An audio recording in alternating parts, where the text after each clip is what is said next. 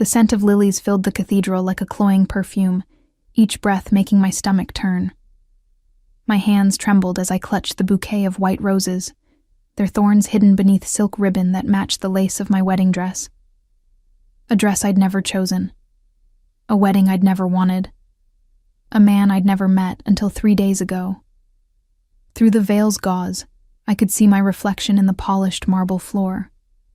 A ghost in white, walking toward an ending disguised as a beginning. The organ music swelled, each note feeling like a countdown to my execution. My father's grip on my arm was bruising, his fingers digging into my skin hard enough to leave marks I'd hide for days. "Walk," he hissed, his breath reeking of whiskey and desperation. The same whiskey that had led him to lose everything at the poker tables. The same addiction that had turned his daughter into currency. A debt to be paid to the most dangerous man in New York. I forced my feet to move, one white satin heel in front of the other. Each step echoed in the cavernous space, announcing my surrender to hundreds of watching eyes. The aisle stretched before me like a tunnel with no exit, lined with pews packed with men in expensive suits and women dripping in diamonds. This wasn't a celebration. It was a coronation of sorts. Sebastian Russo claiming his prize. At the end of that endless aisle stood my future.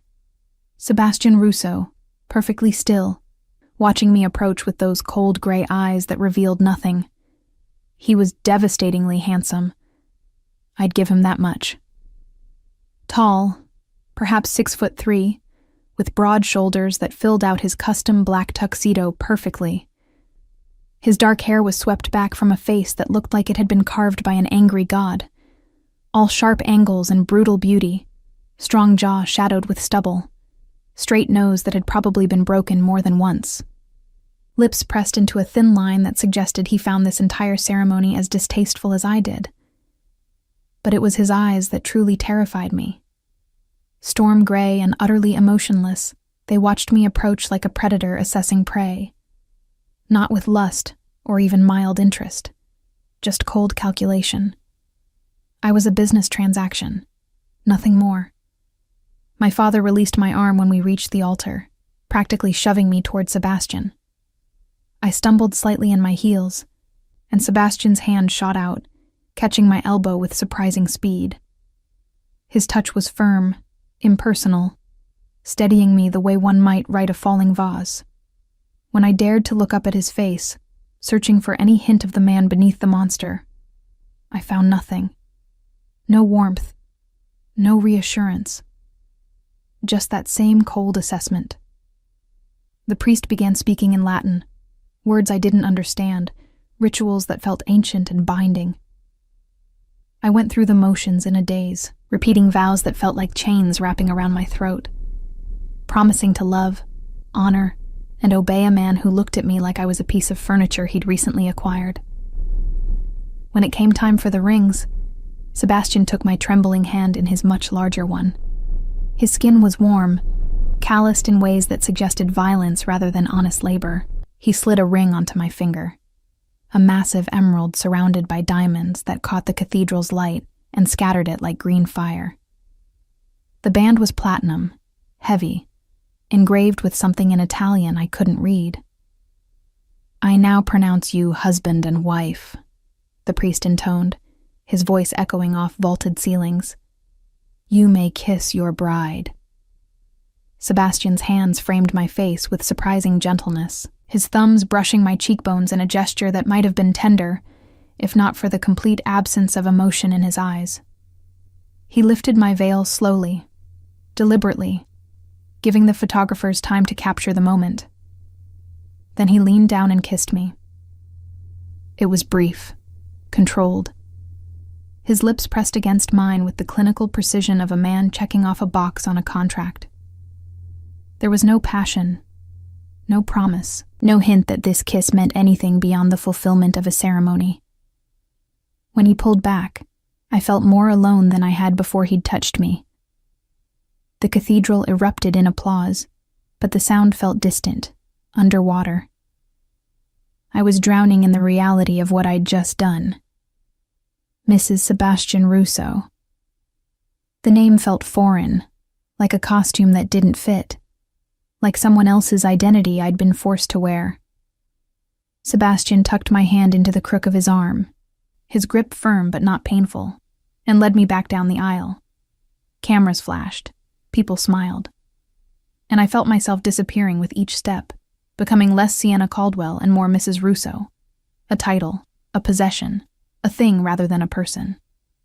The reception was held at Sebastian's estate on the outskirts of the city, a sprawling mansion that looked like something from a Gothic novel, all stone and iron and imposing grandeur, surrounded by walls that seemed designed more to keep people in than to keep threats out.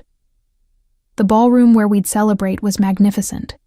Crystal chandeliers, marble floors, walls hung with art that probably cost more than most people earned in a lifetime. I sat beside Sebastian at the head table, a fixed smile plastered on my face, accepting congratulations from an endless parade of strangers. Men who looked at me with calculating interest. Women who assessed me with barely concealed disdain. Everyone trying to figure out my worth, my purpose, my place in Sebastian's world. Sebastian barely acknowledged me.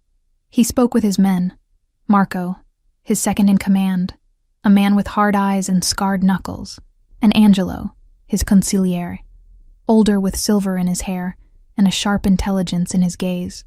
They conversed in rapid Italian that I couldn't follow, discussing things I wasn't meant to understand. Occasionally, Sebastian's hand would rest on my lower back or my shoulder, public displays of possession that meant nothing in private. I picked at the elaborate meal, course after course of food I couldn't taste, wine I didn't dare drink. My throat was too tight, my stomach too knotted with anxiety and grief for the life I'd just lost. "You should eat," Sebastian said quietly, the first words he'd spoken directly to me since the ceremony. "You're too thin." It wasn't concern.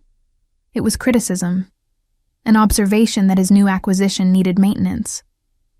I set down my fork, unable to force another bite past my lips.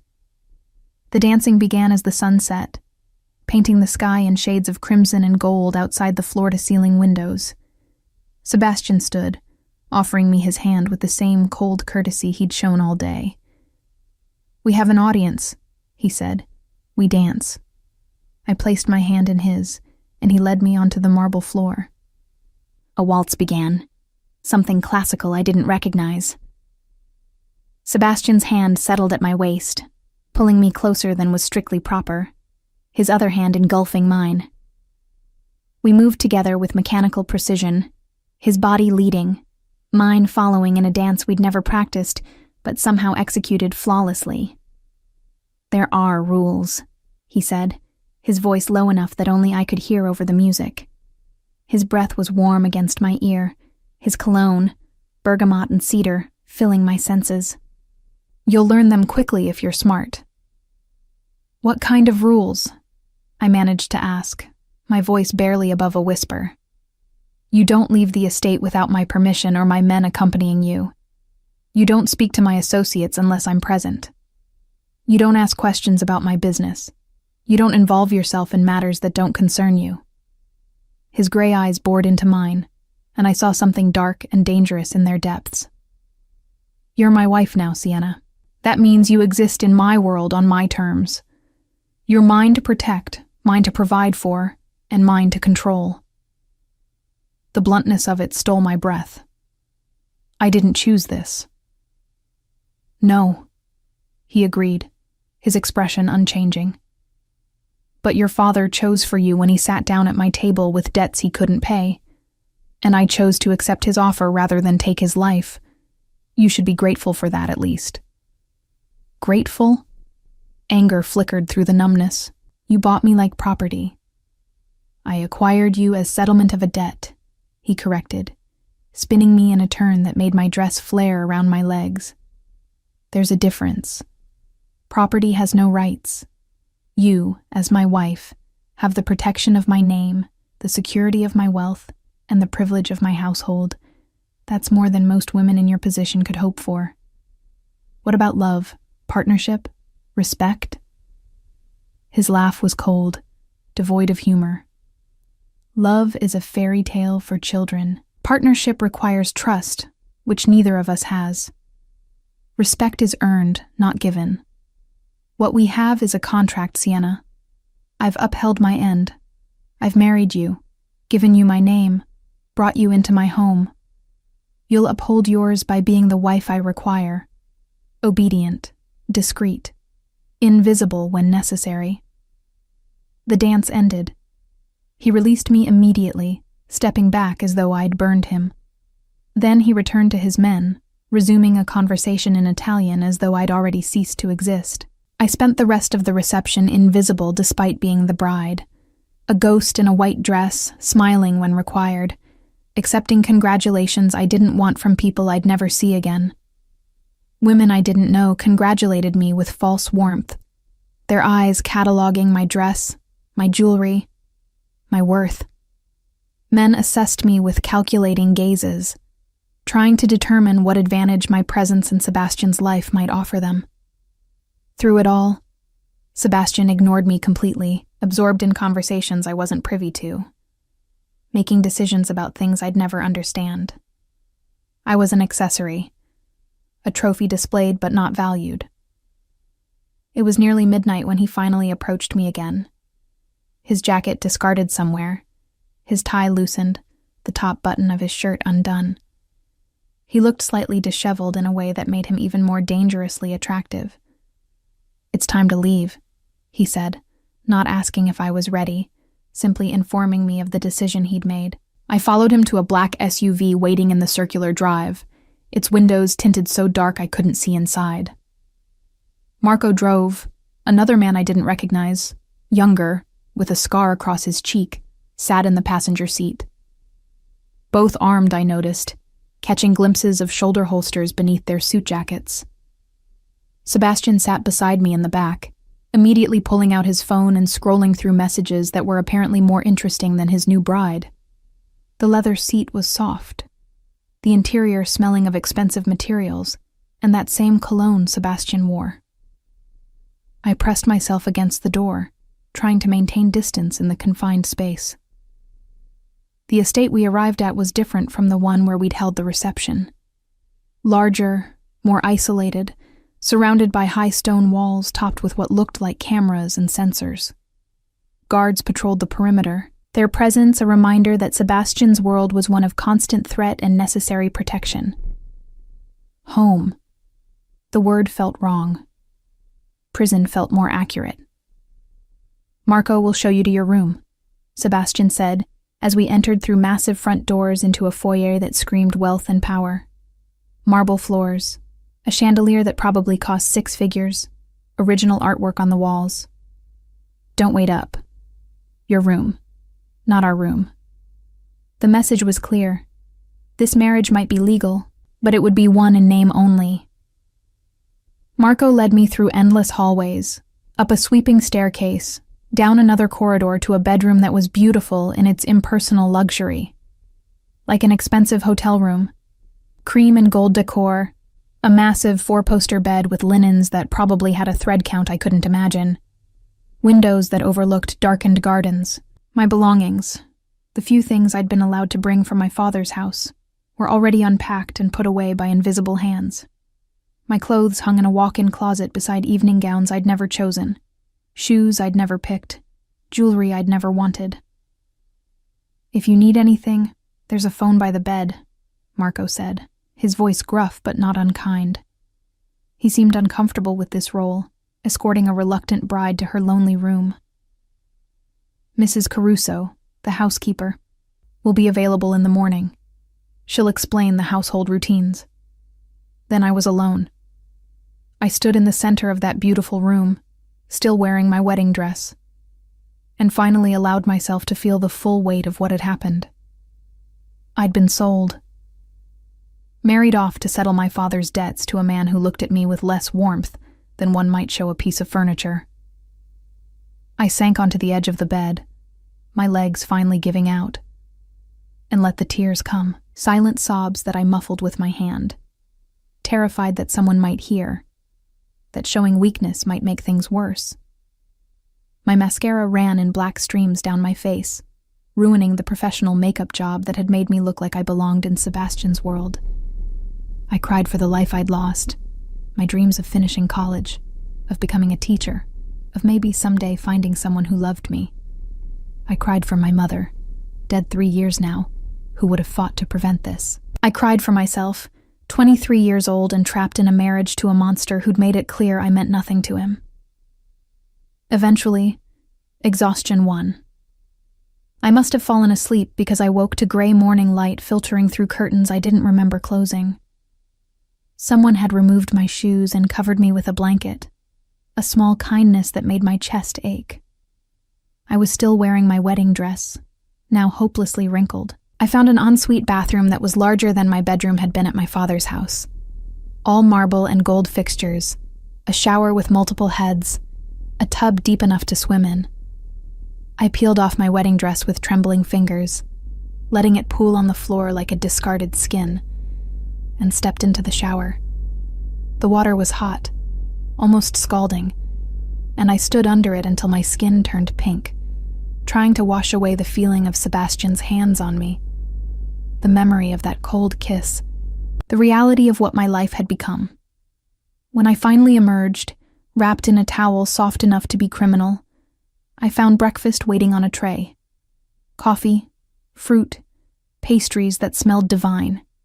No note, no explanation, just more evidence of the invisible hands that ran this household. I dressed in jeans and a sweater from my limited belongings, my own clothes feeling like armor against this new world, and ventured out into the hallway. The house was eerily quiet, my footsteps echoing on marble floors as I explored. I found the library by accident, drawn by an open door that revealed floor-to-ceiling bookshelves filled with volumes in multiple languages. It was the first room that felt remotely welcoming, less like a showpiece, and more like a space meant to be used. I pulled out a book at random, Jane Eyre, appropriately enough, and settled into a leather armchair by the window. The gardens outside were beautiful in the morning light, precisely manicured, dotted with statuary and fountains. That's where Mrs. Caruso found me an hour later. She was perhaps 60, with kind eyes that crinkled at the corners, silver-streaked dark hair pulled into a neat bun, and a warmth that seemed out of place in Sebastian's cold world.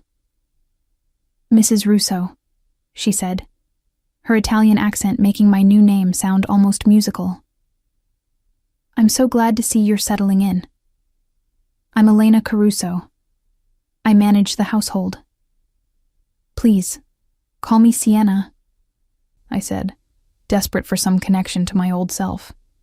She smiled gently. "If you prefer. Mr. Russo asked me to show you around the estate once you'd rested. Help you get oriented." Mr. Russo? He had a name here, a presence, rules and routines that governed this world I'd been thrust into. Mrs. Caruso gave me a thorough tour, her commentary mixing practical information with gentle observations. The formal dining room where Sebastian occasionally entertained business associates. The informal kitchen where I was welcome to take my meals. Mr. Russo rarely eats here, so you'll likely have it to yourself. The gym with equipment I didn't know how to use. The pool, the gardens, the library I'd already discovered. "And Mr. Russo's wing is off limits," she said as we passed a hallway I hadn't explored, her tone apologetic but firm. "He values his privacy quite highly." The message was clear. I had my space. He had his, and never the two shall meet. Days blurred into weeks after that. I existed in a strange limbo, living in luxury, but utterly alone. Sebastian was a ghost in his own house. I'd catch glimpses of him occasionally, through windows as he met with his men in the garden, their conversations animated and serious, or passing in the hallway late at night, both of us pretending not to see each other. Once, I heard his voice from behind the closed door of his office, speaking in rapid Italian that sounded angry. But he never spoke to me. Never acknowledged my existence beyond the absolute minimum required. I was a wife in name only, a ghost haunting the edges of his life. I spent my days reading in the library, losing myself in stories where women had agency and men weren't monsters. Or walking the gardens with Mrs. Caruso, who seemed to understand my loneliness without me having to voice it. She'd tell me stories about the plants, about the history of the estate, filling the silence with gentle kindness. Mr. Russo bought this property 5 years ago, she explained one afternoon as we strolled past rose bushes, heavy with late-season blooms. It had been abandoned for years, falling apart. He restored it completely, every detail personally supervised. Why? I asked. Why put so much effort into a house he barely seems to live in? Mrs. Caruso's expression was knowing. Because he understands the value of a fortress, Kara. Of having a place that's truly secure. Mr. Russo's life. It requires certain precautions. I thought about the armed guards, the security cameras, the walls. You mean because he's a criminal? She didn't flinch at my bluntness. I mean because he has enemies. Whether you approve of his business or not, he protects those under his roof, absolutely. You're safer here than you'd be anywhere else in this city. Safe. The word felt hollow. Yes, I was physically protected. But emotionally? Mentally? I was dying a little more each day, my sense of self eroding with every hour of being ignored, of being nothing. It was exactly 1 month after our wedding. I knew because Mrs. Caruso had mentioned it that morning with careful cheer, when everything changed. I was in the library again. It had become my sanctuary, curled in my favorite chair by the window with a book I wasn't really reading. The afternoon sun slanted through the glass, warm on my face. Outside, I could see Sebastian in the garden with Marco and Angelo, their postures tense, clearly discussing something serious. Then I heard voices from the hallway. Sebastian and Marco, speaking in English for once, their conversation carrying through the partially open library door. The Marchetti situation is escalating, Marco was saying, his voice tight with concern. Victor's making moves we can't ignore anymore. He's been asking questions about your marriage, about the girl. Let him ask, Sebastian replied, his voice cold and controlled. He's testing boundaries, trying to find weaknesses. When he crosses the line, we'll respond appropriately. And Mrs. Russo? Marco asked. Should we increase security around her? Victor's men have been spotted near the perimeter 3 times this week. If he's gathering intelligence... Why? Sebastian interrupted, and I heard something dangerous in his tone. She's nothing. A debt paid, a transaction completed. Victor can watch her all he wants. She holds no value. She means nothing to me. The words hit me like a physical blow. I sat frozen in my chair, the book slipping from my numb fingers and hitting the floor with a soft thud that sounded deafening in my ears. She means nothing to me. I'd known, of course. Known from the moment he'd kissed me at the altar with all the warmth of a business transaction. Known from every ignored day, every silent meal, every night I slept alone in my beautiful prison while he remained in his private wing. But hearing him say it out loud, with such casual dismissal, broke something inside me that I hadn't realized was still whole. Some small, foolish part of me that had hoped, stupidly, desperately, that maybe eventually he'd see me as more than an obligation, that maybe someday I'd matter. I waited until their footsteps faded down the hallway before allowing myself to move, to breathe, to feel the full weight of my reality crushing down on me like a physical thing. I was nothing, would always be nothing to him. A wife in name only, living in a golden cage built by a man who couldn't even pretend to care. The realization settled over me like a shroud, suffocating and final. This was my life now. Forever. The days following that overheard conversation felt different somehow. As though hearing Sebastian's dismissal spoken aloud had crystallized something inside me, turning my vague unhappiness into something sharper, more defined. I was angry, I realized. Furious, actually, beneath the layers of resignation and grief. I'd been sold like property, yes, But I'd also been trying, in my own way, to make this work. To be the quiet, obedient wife Sebastian's rules demanded. And for what? To be nothing. To mean nothing.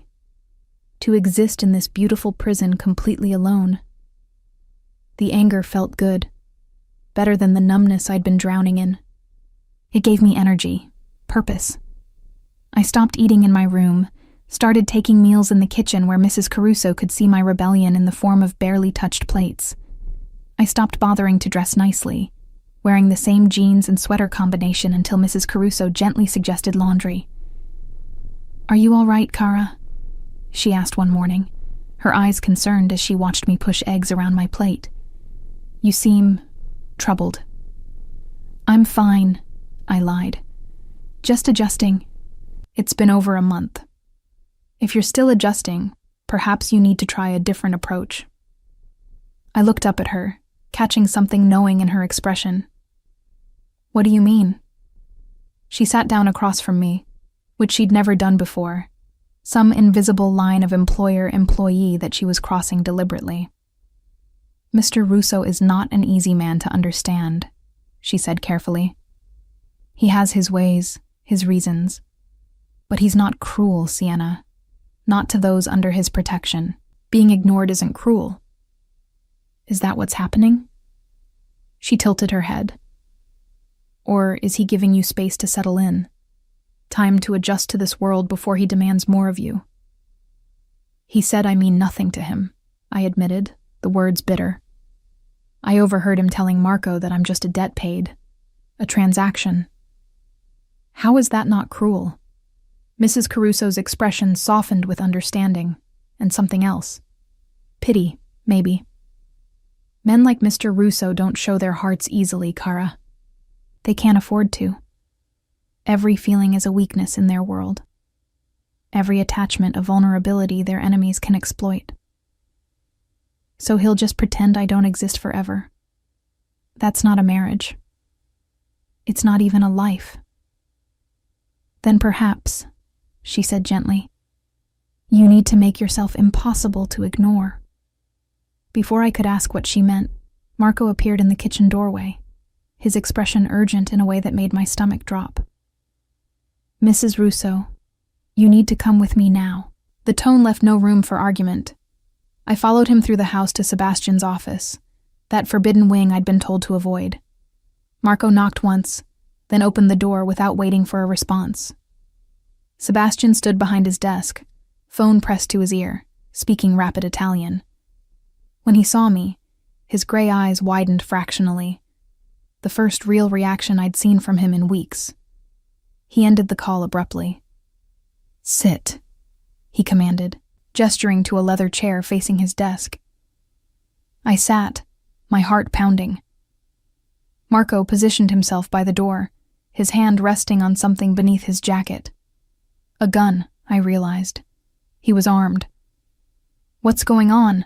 I asked, trying to keep the tremor from my voice. Sebastian rounded the desk, leaning against it, arms crossed. Up close, I could see tension in the set of his shoulders, a muscle ticking in his jaw. Whatever had happened, it had shaken even his legendary control. "Victor Marchetti's men were spotted on the estate grounds last night," he said without preamble. "They'd disabled 2 of our perimeter cameras and breached the outer wall before our patrol found them." Ice flooded my veins. "Were they coming for me?" "We don't know. They retreated when discovered. But Marco intercepted communications that suggest Victor has been planning something involving you for weeks. Your daily routines, your walks with Mrs. Caruso, your preferences. Everything. Why would he care about me? You said yourself I'm nothing, that I hold no value." "I know what I said." Sebastian's voice went hard. "I said it because I needed everyone to believe it. Needed Victor to believe it. But he's not as stupid as I'd hoped." "I don't understand." He pushed off the desk, pacing to the window with barely controlled energy. I'd never seen him this agitated, this visibly affected. It was frightening and oddly humanizing at the same time. Men like Victor Marchetti don't just want territory or money, he said, staring out at the grounds where armed men now patrolled in pairs. They want power, dominance. They look for weaknesses in their enemies and exploit them without mercy. 6 weeks ago, when we married, Victor started watching, testing, trying to determine if you mattered to me. And you made sure everyone thought I didn't. Yes. He turned to face me. I kept my distance, ignored you, treated you like you were nothing, all to protect you from becoming a target. Well, it didn't work, I said bitterly. He's watching anyway, planning anyway, so you made me miserable for nothing. Something flashed in his eyes. Anger, maybe, or frustration. I made you safe. Or I tried to. The alternative was making you so visible, so obviously valuable that Victor would never dare touch you. But that required... He stopped, jaw tightening. Required what? Making it real. The word seemed to cost him something. Making everyone believe you're not just my wife in name, that you're mine in every way, that touching you would start a war he can't win. My heart raced. You want to pretend I matter? I want to make it so convincing that he never questions it. Sebastian crossed to me, crouching down so we were eye level. This close, I could see flecks of darker gray in his irises, could smell his cologne and something underneath. Soap and skin and masculine warmth. Starting tonight, you move into my wing. We share a bedroom. In public and in private, you're not just Mrs. Russo. You're my wife in every sense. You can't be serious. I'm deadly serious, Sienna. His hand came up, cupping my face with unexpected gentleness. The first time he'd touched me since our wedding day. Victor is dangerous, unpredictable. If he thinks taking you would hurt me, he'll try.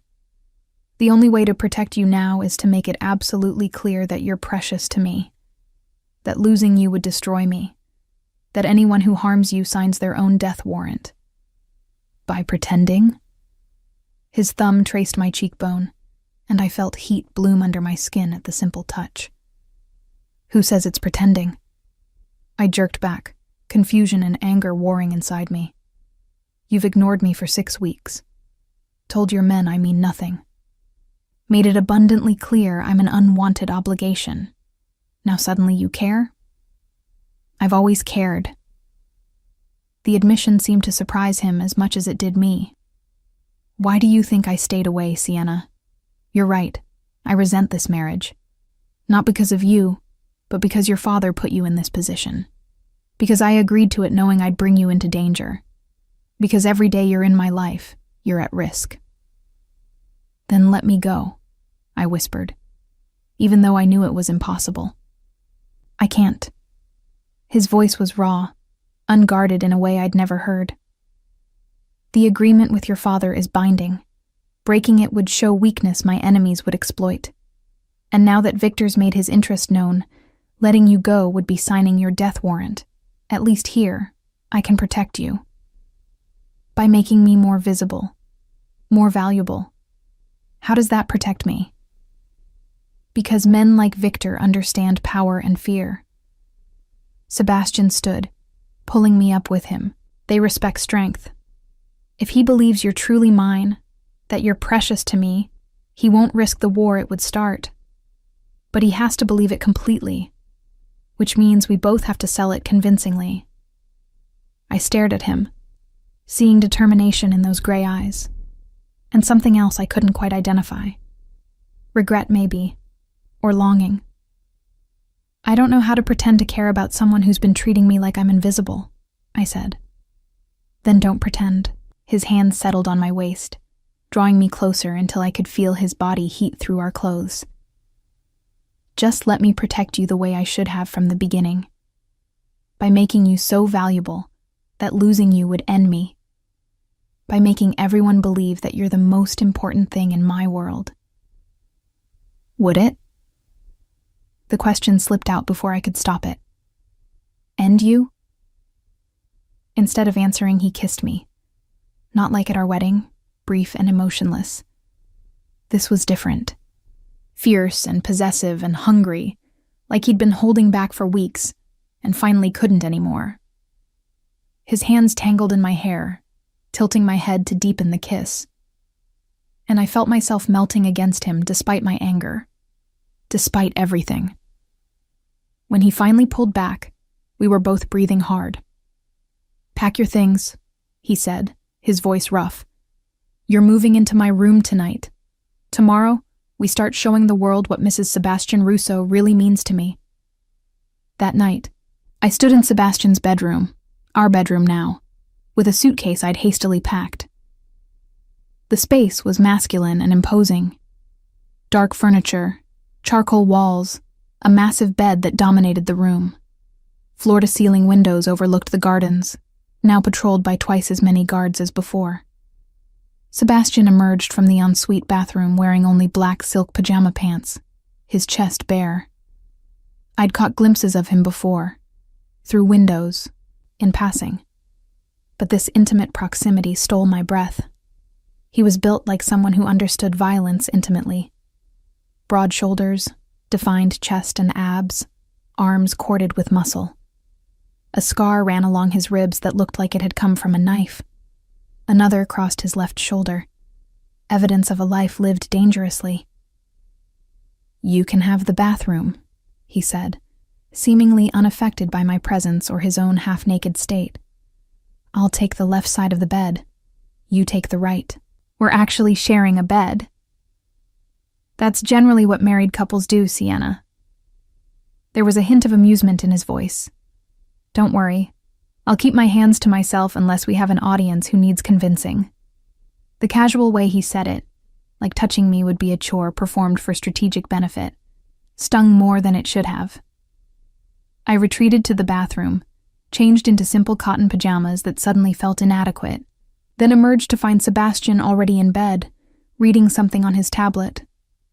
I climbed into my side of the bed, hyper-aware of every movement, every breath. The mattress was soft, the sheets expensive, and Sebastian was right there, close enough to touch, his body heat radiating across the small space between us. "Good night, Sienna," he said, setting aside his tablet and turning off the lamp. "Good night," I whispered into the sudden darkness. I lay awake for what felt like hours, listening to his breathing eventually even out into sleep. This man who was my husband but a stranger. This man who'd ignored me for weeks and now claimed to be protecting me by making me invaluable. I didn't trust him. Couldn't afford to trust him. But as I finally drifted towards sleep, I found myself hoping, desperately, foolishly, that maybe some small part of what he'd said was true. That maybe I could matter to him. That maybe this marriage could become something more than a cold transaction. The next morning, I woke to find Sebastian already awake, propped on one elbow, watching me with an intensity that made my breath catch. "Good morning," he said, his voice rougher than usual, deep with sleep. "Morning," I managed. "We have breakfast with Marco and Angelo in an hour. I had Mrs. Caruso bring you some options to wear. Choose something that makes a statement." I found 3 dresses laid out in the closet, designer labels I recognized from magazines. I chose a deep blue sheath dress that hugged my curves while remaining elegant. When I emerged from the bathroom, Sebastian was waiting in a navy suit that emphasized his powerful build. His eyes traveled over me slowly, thoroughly, and I saw appreciation there. Hunger, even. "Perfect," he said, his voice low. Then he crossed to me and did something unexpected. He reached out and gently fixed a strand of my hair that had fallen across my face, his fingers lingering on my cheek. "Every man who sees you will want you today, Sienna. And I'm going to enjoy making sure they all know you're mine." "Am I?" I asked quietly. "Yours?" Instead of answering, he took my hand, lacing our fingers together, and led me downstairs to breakfast. Breakfast with Marco and Angelo was unlike anything I'd experienced in the 6 weeks I'd been living in Sebastian's house. The formal dining room felt different somehow. less like a museum piece, and more like a stage where something important was being performed. Sebastian pulled out my chair himself, his hand lingering on my shoulder as I sat. Then he took the seat beside me rather than at the head of the table, close enough that our arms brushed when he reached for his coffee. Every movement was deliberate, calculated to send a message. Marco and Angelo were already seated, their expressions carefully neutral as they watched this new dynamic unfold. I caught Marco's eyes flickering to where Sebastian's hand rested on my thigh beneath the table, possessive and unmistakable. "Gentlemen," Sebastian said, his voice carrying the authority I'd only heard him use with his men. "I trust you've both received the security update regarding Mrs. Russo." "We have," Marco confirmed, his gaze shifting between us. "Additional measures are being implemented as we speak. 8 more men on rotation, upgraded surveillance systems, and we've established a secure perimeter 3 blocks out from the estate." "Good." Sebastian's fingers tightened on my leg, and I had to suppress a shiver at the possessive gesture. "I want it known throughout the organization. Sienna is not just my wife in name. She is mine, under my absolute protection. Anyone who threatens her, watches her, or even speaks about her without respect, answers to me personally."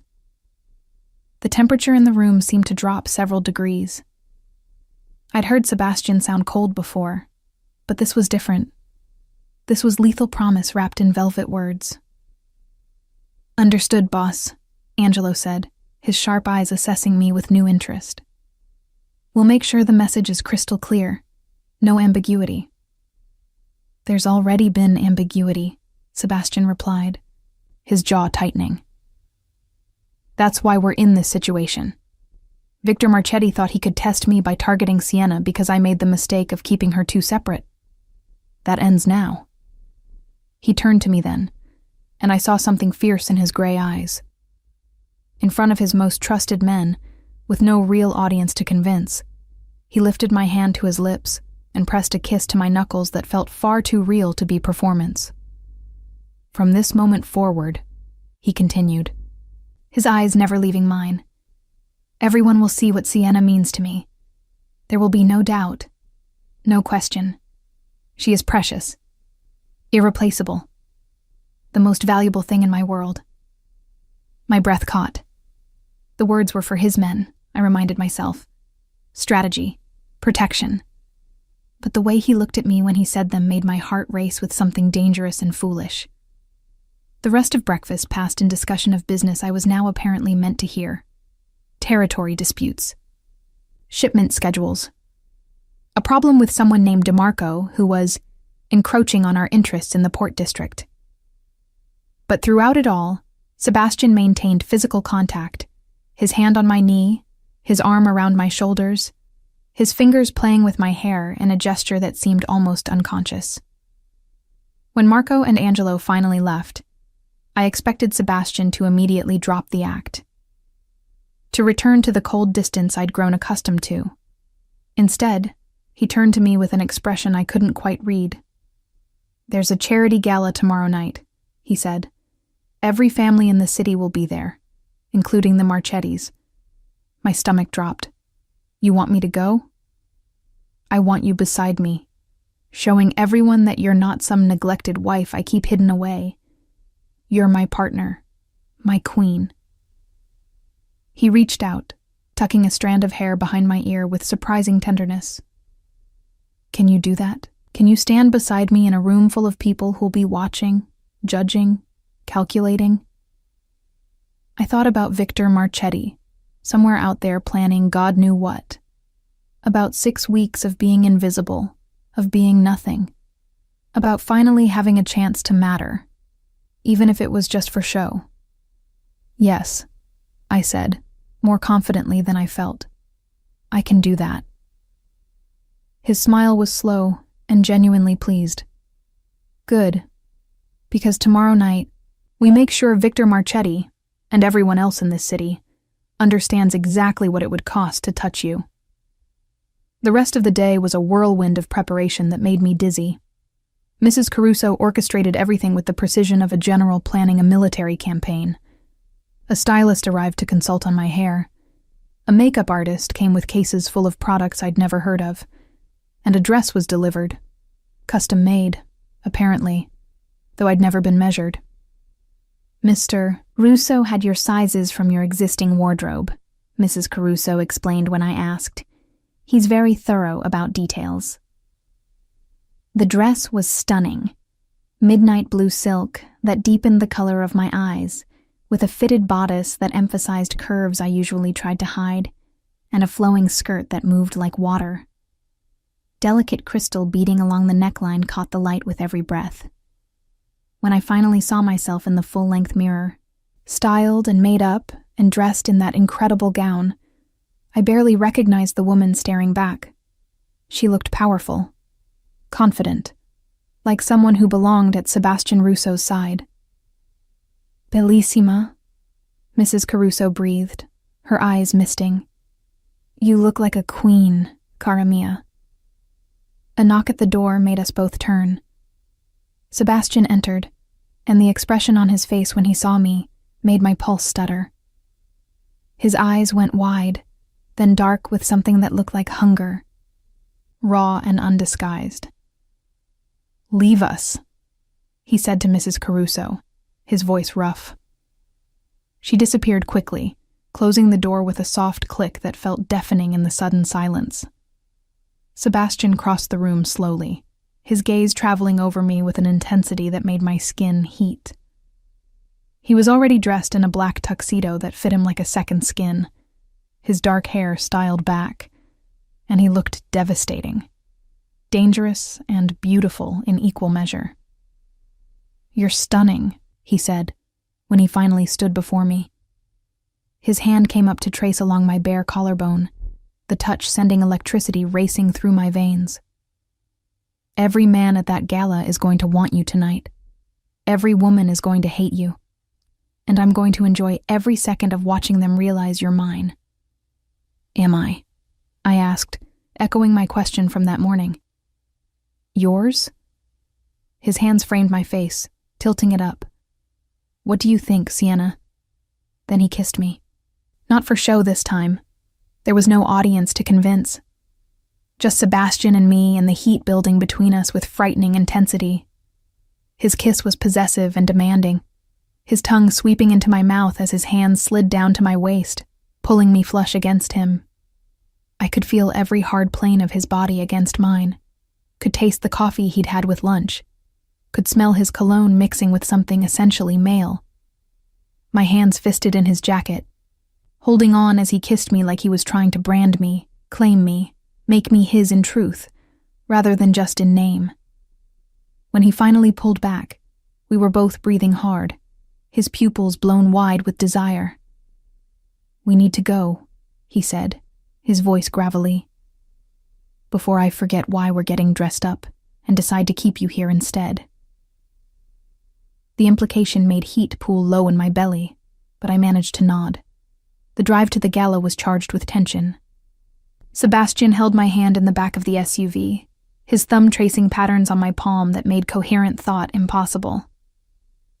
Every so often, his gaze would travel over me, my face, my throat, the curve of my breasts in the fitted bodice, and I'd see hunger flash in his eyes before he'd look away, jaw tight with control. Remember? He murmured as we approached the venue. You're my wife, my partner. You belong at my side. Anyone who suggests otherwise is wrong. The venue was a historic mansion that had been converted into an event space, all marble columns and glittering chandeliers. A red carpet led from the street to the entrance, lined with photographers whose cameras started flashing the moment our car pulled up. Sebastian emerged first, then turned to help me out with practiced gallantry. The moment I stood, his arm came around my waist, pulling me against his side in a gesture that was both protective and possessive. The cameras went wild. Mr. Russo! Voices called out. Who's your companion? This is my wife, Sebastian said, his voice carrying clearly. Sienna Russo. More flashes, more questions I couldn't make out over the chaos, but Sebastian just smiled, that dangerous smile, and guided me up the steps and through the entrance. Inside, The ballroom was magnificent. Hundreds of people in designer gowns and expensive tuxedos mingled beneath crystal chandeliers, drinking champagne and engaging in the sophisticated warfare of high society. I recognized several faces from news reports: politicians, business moguls, people whose names carried weight, and criminals. So many criminals, all dressed up and playing at respectability. Sebastian's hand never left my body as we moved through the crowd. His palm at the small of my back, his fingers intertwined with mine, his arm around my shoulders. Each touch a claim, a declaration. Mine. People approached us constantly. Sebastian introduced me with obvious pride, watching with satisfaction as men's gazes lingered on me, and women's expressions tightened with jealousy. "Mrs. Russo," a silver-haired man said, his smile oily. "How delightful to finally meet you. Sebastian's been keeping you quite hidden." "Not anymore," Sebastian replied before I could speak, his voice carrying an edge. "Sienna prefers privacy, but she's agreed to step into the spotlight with me. I'm a lucky man." The way he said it, with genuine warmth in his voice, made something flutter in my chest. Was he acting? Or was some part of this real? We circulated for nearly an hour, Sebastian introducing me to an endless parade of powerful people. Politicians who smiled while making veiled threats. Businessmen who spoke in euphemisms about arrangements and understandings. Other family heads whose handshakes felt like sizing up potential enemies. And through it all, Sebastian kept me close, his touch constant and reassuring. "You're doing beautifully," he murmured during a rare moment alone. "Everyone here can see you're not just decoration. You're holding your own." "I'm terrified," I admitted. "I know." His hand cupped my face gently. "But you're brave anyway. That's what matters." Then his expression changed, going cold and hard. I followed his gaze to see a man approaching, perhaps Sebastian's age, with sharp features and predatory dark eyes that made my skin crawl. "Sebastian," the man said, his voice smooth. "How domestic you've become." "Victor." Sebastian's arm around me tightened protectively. "I wondered if you'd have the nerve to show your face tonight." "Victor Marchetti." The threat made flesh. He was handsome in a cruel way, dressed impeccably, and he moved with the confidence of someone who'd never truly feared consequences. His gaze traveled over me slowly, assessing, and I fought the urge to step behind Sebastian. "And this must be the mysterious Sienna," Victor continued, his smile not reaching his eyes. "I've heard so much about you. Sebastian's been quite protective of your privacy." "My wife values discretion," Sebastian said, his voice going dangerously soft. "As do I." Of course. Victor's eyes glittered with malice. Though I have to admit, I was surprised by the marriage. So sudden, so transactional. Your father's gambling debts, I believe, must have been quite substantial for you to be sold off like that. I felt Sebastian's entire body go rigid beside me, violence simmering just beneath his control. "Careful, Victor," he said quietly. "You're speaking about my wife. Am I wrong?" Victor's smile widened.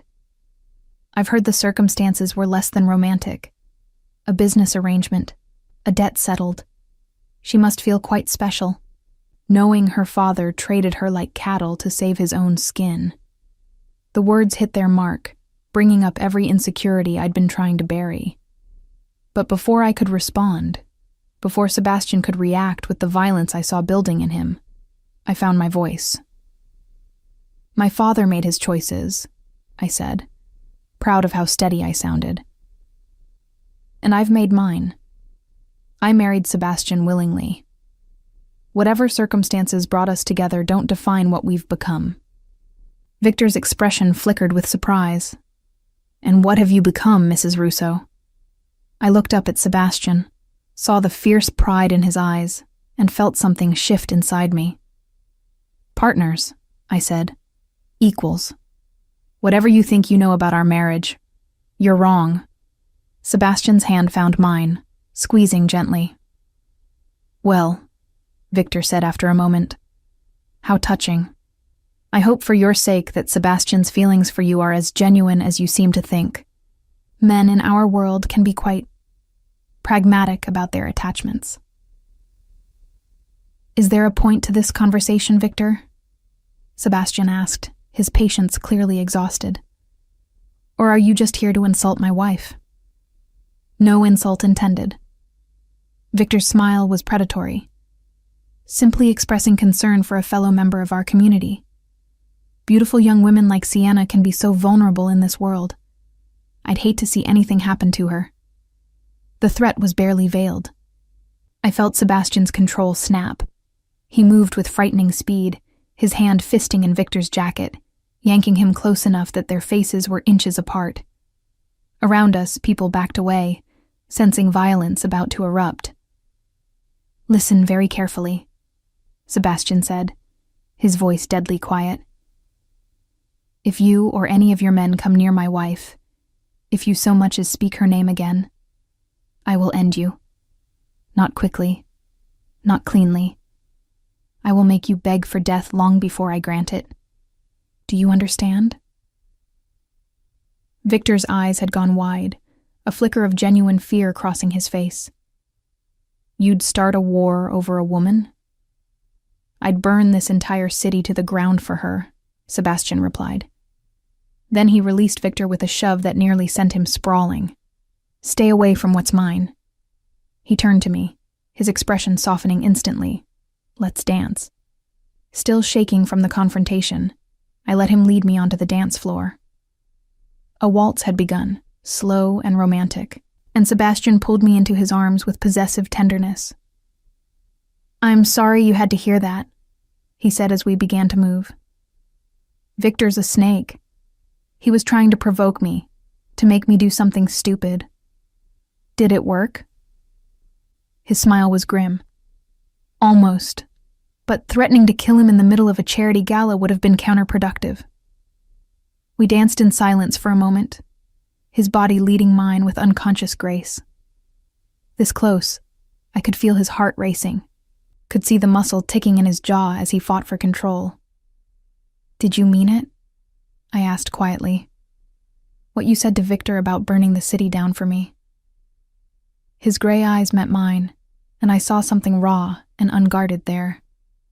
"Every word." "Why?" "6 weeks ago, you said I meant nothing." I lied. The admission seemed to cost him something. "I've been lying to everyone, including myself. The truth is, Sienna, you've mattered since the moment you walked down that aisle. I kept my distance because I thought it would keep you safe. But I was wrong. And now?" He pulled me closer, his hand splaying possessively across my lower back. "Now everyone will know the truth. You're mine. And I protect what's mine with everything I have." "I don't understand you," I whispered, my head spinning. "You're so hot and cold. One minute you're ignoring me, the next you're threatening to start wars over me." "I know." His forehead dropped to rest against mine, an intimate gesture that made my breath catch. "I'm not good at this, Sienna. At feelings, at relationships. My world doesn't allow for weakness, and caring about you is the biggest weakness I've ever had." "Caring about me?" "Yes." He pulled back enough to look into my eyes. "I care about you, more than I should, more than is smart or safe. You're supposed to be nothing, and instead you've become everything." The music swelled around us, romantic and bittersweet. Other couples danced nearby, but I barely saw them.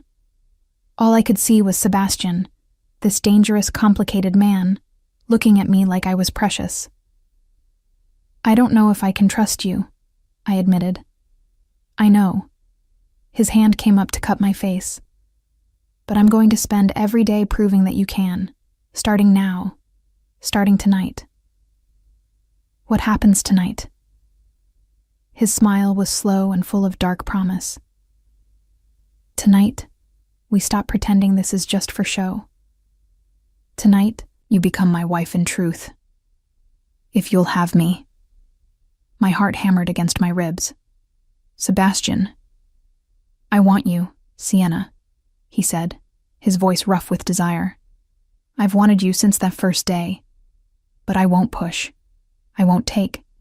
If this happens, it's because you choose it. Because you want me, too."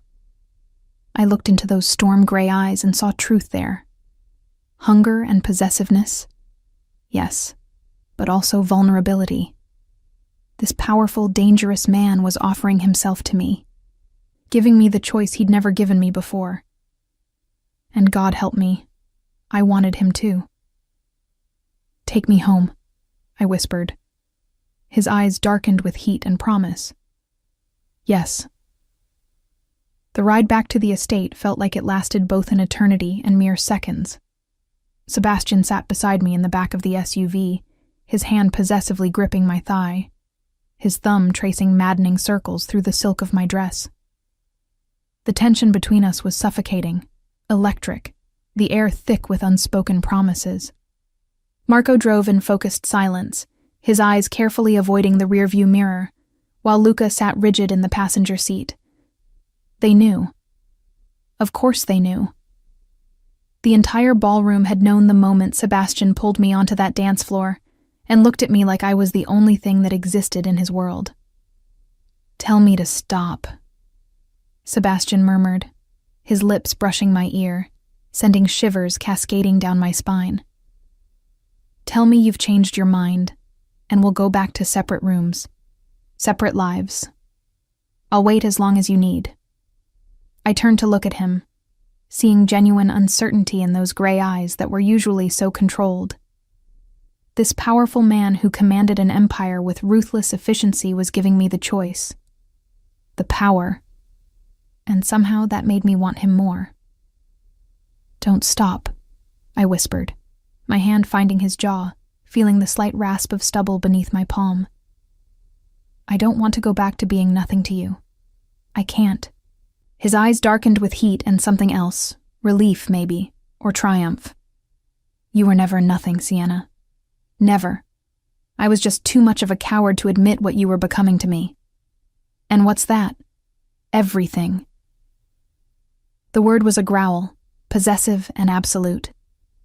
His hand slid higher on my thigh, his fingers finding bare skin where my dress had ridden up, and I gasped at the contact. "You're everything I didn't know I needed. Everything I was trying not to want." The SUV finally pulled through the estate gates, and I'd never been more grateful for the privacy of high walls and armed guards. Marco brought the car to a stop at the front entrance, and Luca was out immediately, opening Sebastian's door with practiced efficiency. Sebastian emerged first, then turned to help me out, his hand steady and warm in mine. But the moment my feet touched the ground, his control visibly frayed. He swept me into his arms, one arm beneath my knees, the other supporting my back, lifting me effortlessly despite my startled gasp. "Sebastian, I can walk." "I know," he interrupted, already striding toward the entrance. "But I've waited 6 weeks to carry my wife over the threshold properly.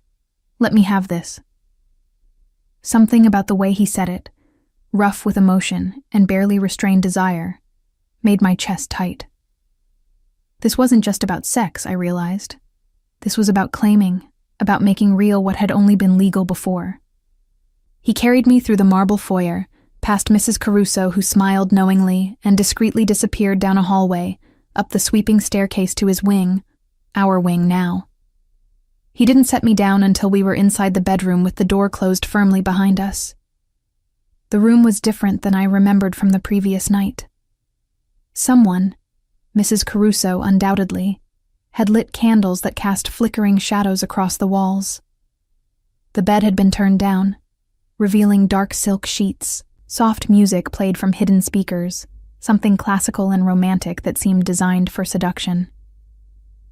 "I told her to prepare the room this morning," Sebastian admitted, setting me gently on my feet, but keeping his hands on my waist.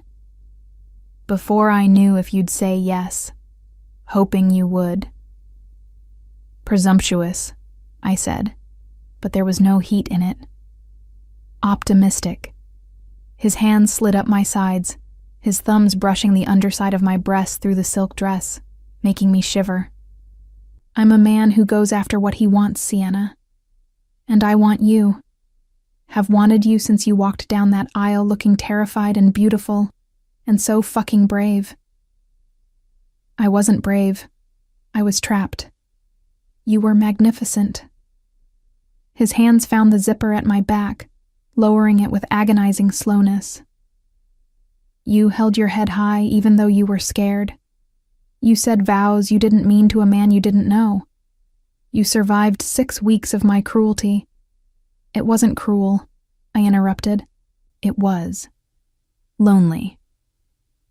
It was cruel, he insisted, the dress sliding off my shoulders to pool at my feet, leaving me in nothing but delicate lace undergarments and heels. His gaze traveled over me with hungry appreciation, and I fought the urge to cover myself. I made you feel invisible when all I wanted was to make you mine in every way.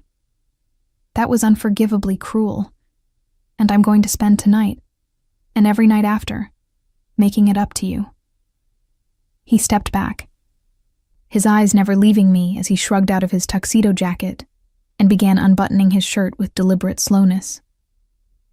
Each button revealed more of his chest, tanned skin, defined muscles, scattered scars that told stories of violence survived. Your turn to watch, he said, his voice rough. I want you to see what's yours now, Sienna. Every scar, every flaw, every part of me that I've kept hidden. The shirt joined my dress on the floor. Then his hands went to his belt, and I couldn't look away as he removed the rest of his clothes with unhurried confidence. He was magnificent. All power and controlled strength. His body a weapon honed through years of surviving in a brutal world. But it was the vulnerability in his eyes that undid me. This man who could kill without hesitation, who commanded loyalty through fear and respect, was standing before me completely exposed, offering himself with no guarantees I wouldn't reject him. I closed the distance between us, my hands finding his chest, feeling his heart racing beneath my palm. I'm scared, I admitted. Of me? Of this. Of wanting you when I should probably hate you for buying me like property. Of feeling something real when this was supposed to be just a transaction. His hands framed my face with devastating gentleness. Then we're both scared, because I'm terrified of how much I want you, of how easily you could destroy me now that you matter this much. I don't want to destroy you. Then let me have you. His thumb traced my lower lip, his eyes dark with desire. Let me make you mine in truth. Let me show you what this marriage can be when we stop fighting it. I answered by pulling his mouth down to mine. The kiss was different than before. Slower, deeper, weighted with intention. His hands slid into my hair, angling my head to deepen the kiss while his body pressed against mine. All heat and hard muscle, an unmistakable arousal. I felt myself melting, my earlier resistance crumbling beneath the onslaught of sensation. He walked me backward until my legs hit the bed, then lowered me onto the silk sheets with surprising tenderness. For a moment, he just looked at me, his gaze traveling over every inch of exposed skin with possessive appreciation. Beautiful, he murmured, his fingers tracing the lace edge of my bra. So fucking beautiful, and finally mine. Yours, I agreed, the word coming easier than I'd expected. What followed was acclaiming in every sense of the word. Sebastian worshipped my body with his hands and mouth, learning every curve, every sensitive spot, every sound that escaped my lips. He was demanding but attentive, pushing me higher and higher until I shattered in his arms, his name a prayer on my lips. When he finally moved over me, his body covering mine, his eyes held mine with fierce intensity. Last chance, Sienna. Once I do this, once we cross this line, there's no going back. You'll be mine completely. I'm already yours, I whispered, wrapping my legs around his waist, pulling him closer. Make it real, Sebastian. Make me your wife in every way. He claimed me then with exquisite slowness, his forehead pressed against mine, his breath mingling with my gasps as our bodies joined for the first time. The sensation was overwhelming, fullness and connection and an intimacy that went beyond physical. I felt barriers crumbling inside me, walls I'd built around my heart tumbling down as he moved within me with controlled power.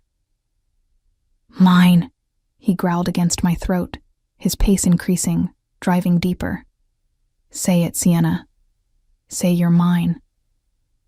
Yours, I gasped, my nails digging into his shoulders as pleasure built impossibly higher. I'm yours, Sebastian. Only yours. He captured my mouth in a searing kiss as we both came apart, our bodies trembling together, sealed in the most primal way possible. For long moments after, we stayed joined, foreheads pressed together, hearts racing in sync. When he finally moved, it was only to gather me against his chest, tucking my head beneath his chin, his arms wrapped protectively around me. No regrets? He asked quietly, his voice rough with emotion. No regrets, I confirmed, pressing a kiss to his chest, feeling his heart still pounding. Should I have some? Most people would say we should have waited longer, built more trust, actually gotten to know each other before. He trailed off, his hand stroking down my spine. We can get to know each other now, I said, without walls between us. His arms tightened. I'd like that, getting to know my wife. The real Sienna, not the ghost I made you become. I lifted my head to look at him. Tell me something true. Something you've never told anyone. He was quiet for a long moment, his fingers playing with my hair. I was afraid of you from the beginning, he finally said. From the moment I saw you walking down that aisle, looking so brave despite your fear. I knew you had the power to undo me if I let you get too close. That's why I kept my distance. Not to protect you, to protect myself. The admission made my chest ache. And now? Now I've decided the risk is worth it. His hand cupped my face, tilting it up so he could see my eyes. You're worth it, Sienna. Worth the vulnerability, worth the danger, worth everything. I kissed him again, slower this time, sweeter. Your turn. Ask me something. Are you happy? The question was almost hesitant, as though he was afraid of my answer. Right now, in this moment, are you happy? I considered the question honestly. 6 weeks ago, I'd been miserable, invisible, lonely, grieving the life I'd lost. Tonight, in Sebastian's arms, claimed and cherished and finally seen, I felt something I hadn't expected to feel again. Yes, I said, surprised by the truth of it. I'm happy. His smile was beautiful and rare, transforming his face from dangerous to simply gorgeous. Good.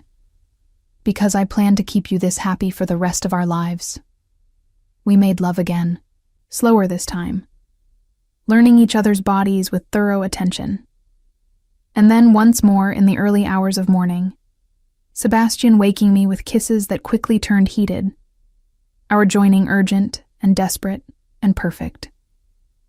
When I finally woke to daylight streaming through the windows, I found Sebastian already awake, propped on one elbow, watching me with an expression so tender it made my breath catch. Good morning, wife, he said, his voice rough with sleep and satisfaction. Good morning, husband, I replied, testing out the word. It felt different now, real, like it actually meant something. He leaned down to kiss me, slow and deep and claiming. I've cleared my schedule for today. Thought we'd stay in bed, get to know each other better. All day. All day. His hand slid beneath the sheets, finding my bare skin, making me gasp. We have 6 weeks to make up for. I plan to be very thorough. I should have protested. Should have reminded him that he had an empire to run, enemies to watch, business that couldn't wait. But the way he touched me scattered all rational thought, and I found myself nodding instead. All day, I agreed breathlessly. We spent the morning exactly as he'd promised, in bed, exploring each other with hands and mouths and bodies that were learning to fit together perfectly. Between bouts of lovemaking, we talked. Real conversations about our pasts, our fears, our hopes. I told him about my mother's death, about how my father had changed after losing her, drowning his grief in alcohol and gambling until there was nothing left. About my abandoned dream of becoming a teacher, of making a difference in children's lives. He told me about growing up in his world, the violence he'd witnessed as a child, the brutality he'd been taught was strength, the moment he'd taken over from his father and tried to build something different. Not legitimate, perhaps, but more controlled, more strategic. I'm not a good man, Sienna, he said, his fingers tracing patterns on my bare shoulder as we lay tangled together. I've done things that would horrify you, hurt people, killed people, built my power on blood and fear. I know, I said quietly. I'm not naive about what you are. Does it bother you, knowing what I'm capable of? I thought about it honestly. It should. It probably says something terrible about me that it doesn't. But I can separate what you do from who you are with me.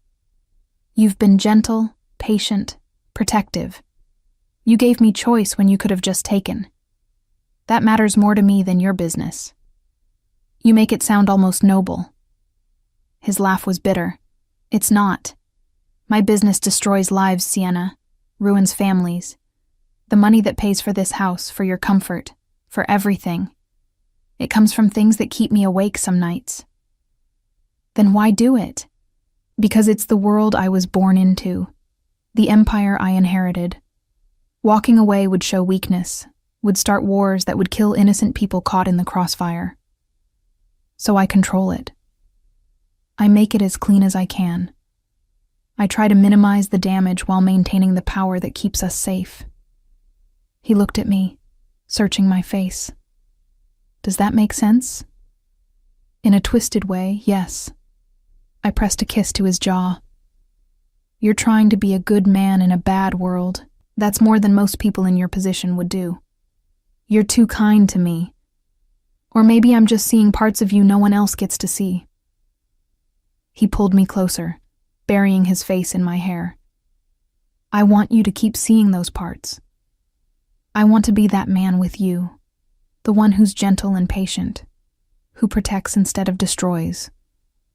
Can you help me be that person, Sienna? I think you already are that person, I said. You just needed someone to see it. We fell asleep again in the early afternoon, exhausted and sated, and more connected than I'd ever thought possible with this man I'd married under such terrible circumstances. I woke to voices outside the bedroom door. Sebastian's hand was over my mouth before I could speak, his body tense with sudden alertness. Stay quiet, he whispered. Then louder, what is it? Marco's voice came through the door, urgent and strained.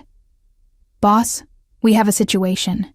Victor made his move. We need you now. Sebastian was out of bed instantly, pulling on clothes with practiced efficiency. I'll be right there. He turned to me, his expression fierce. Stay in this room. Lock the door behind me. Don't open it for anyone but me or Mrs. Caruso. Do you understand? Fear spiked through me. What's happening? Victor's testing me, seeing if last night changed anything. He cupped my face, kissing me hard and fast. It did. You're precious to me now, Sienna, which means you're in more danger than ever. Promise me you'll stay here. Stay safe. I promise." He kissed me once more, then was gone, the door closing behind him with a click that sounded like finality. I sat alone in the rumpled bed where we'd made love hours ago, hugging my knees to my chest, and tried not to think about what Victor Marchetti's move might be. Tried not to think about the fact that by becoming Sebastian's wife in truth, I'd just made myself the most valuable target in his world. The minutes crawled by with agonizing slowness. I paced the bedroom, wrapped in Sebastian's robe that still smelled of his cologne, my heart racing with fear and frustration.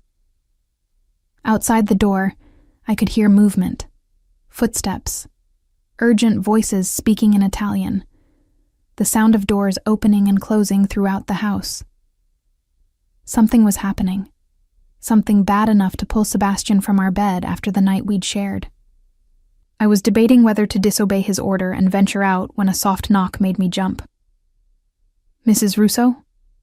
Mrs. Caruso's voice, strained but recognizable. "It's Elena. May I come in?" I unlocked the door to find her standing there with a tray, coffee, fruit, toast, but her usually warm expression was tight with worry. "What's happening?" I asked, stepping aside to let her enter. She set the tray on the bedside table, her hands trembling slightly. "There was an incident at one of Mr. Russo's warehouses early this morning. A fire. The building was completely destroyed." My stomach dropped.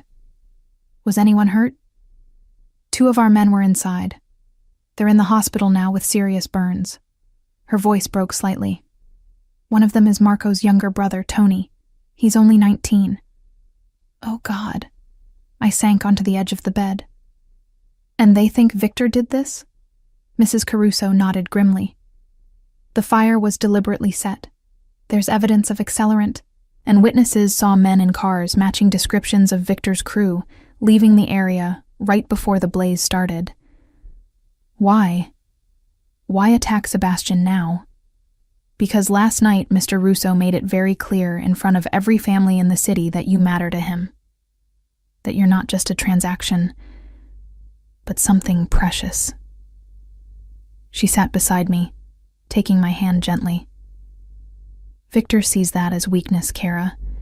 He thinks hurting Sebastian's business, or worse, hurting you, will prove that Sebastian has gone soft. That love makes him vulnerable." The word love hung in the air between us. Was that what this was? Could you fall in love with someone you'd been forced to marry? Someone who'd ignored you for weeks before suddenly claiming you as his own? But remembering the way Sebastian had looked at me last night, the tenderness in his touch, the vulnerability in his eyes when he'd admitted his fears. "Yes," I thought. "Maybe you could." "I need to see him," I said, standing abruptly. "He gave strict orders. I don't care." I moved to the closet, pulling out jeans and a sweater. "His men are hurt. He's dealing with threats from Victor. I'm not going to hide in here like I'm helpless." Mrs. Caruso watched me dress with an expression that might have been approval. "He's not going to like it. He'll survive." I pulled my hair into a ponytail and headed for the door. "Where is he?" "His office." "But Sienna..." She caught my arm gently. "Be prepared. When Mr. Russo is in this mode, dealing with business, handling threats, he's different, harder. You've only seen the man he is with you. His men see someone else entirely." I squared my shoulders. "Then it's time I saw all of him, isn't it?" The walk to Sebastian's office felt longer than it should have. I passed men I didn't recognize, more guards, more security, evidence of the fortress Sebastian was building around me. They nodded respectfully as I passed, but their eyes were wary, assessing. The door to his office was closed, but I could hear voices inside, Sebastian's, Marco's, and others I didn't recognize. I knocked once, firmly, then opened the door without waiting for permission. The conversation stopped abruptly. 6 men stood around Sebastian's desk, all turning to stare at me. Maps were spread across the surface, marked with locations I didn't understand. Phones and laptops were scattered among papers covered in notes and numbers. Sebastian's expression when he saw me was complex. Surprise, frustration, and something that might have been relief, all flashing across his face in quick succession. Sienna. His voice was controlled, giving nothing away. I told you to stay in the bedroom. I know what you told me. I stepped inside, closing the door behind me. I also know that 2 of your men are in the hospital because Victor Marchetti is using me as an excuse to attack you. So I'm not going to hide while you deal with the consequences of making me matter to you. One of the men I didn't recognize let out a low whistle, quickly silenced by a look from Marco. Sebastian studied me for a long moment, his jaw tight. Then, surprisingly, the corner of his mouth lifted slightly. Gentlemen, give us a moment. The men filed out, Marco giving me an approving nod as he passed. When the door closed behind them, Sebastian came around the desk, his expression unreadable. You disobeyed a direct order. Yes. I lifted my chin. Are you going to punish me for it? His hands framed my face, and I saw the tension in him, the control barely holding. I should. I gave that order to keep you safe. I'm safe here. This is your fortress, your stronghold. And I'm tired of being protected like I'm made of glass. I'm your wife, Sebastian.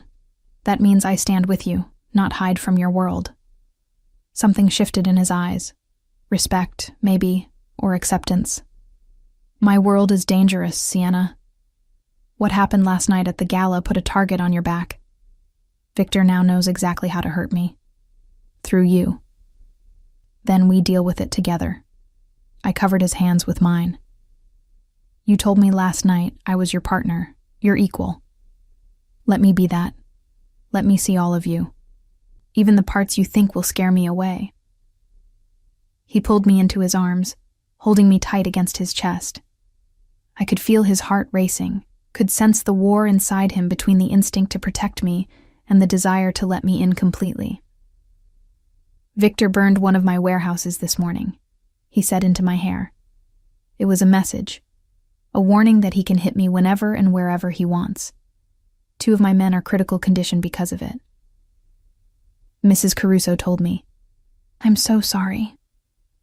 He's escalating. Testing to see if caring about you has made me weak.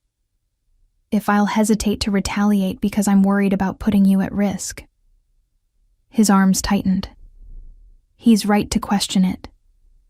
Because standing here with you in my arms, all I can think about is keeping you safe, even if it means showing restraint that could be seen as weakness.